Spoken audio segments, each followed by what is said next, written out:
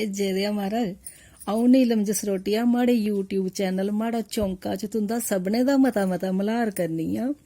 जियां कि तुसेंगी ते पता है कि अज्ज भुग्गे दा बरत है ते अज्ज साढ़े डोगरे बड़े किस्में दा भुग्गा बनांदे न। कोई पंजीरी बना दा, कोई पिन्नियां बना दा ते कोई लड्डू। ते माड़े चौंके च अज्ज बना दियां भुग्गे दियां पिन्नियां।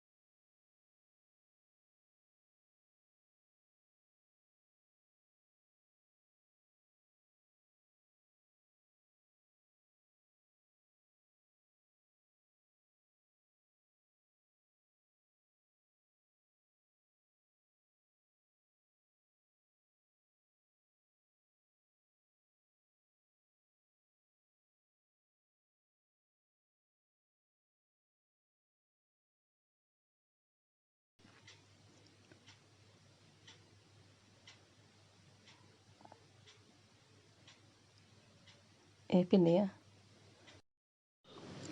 इ'यां गै असें इक इक करियै पिन्नियां बनांदे जाना।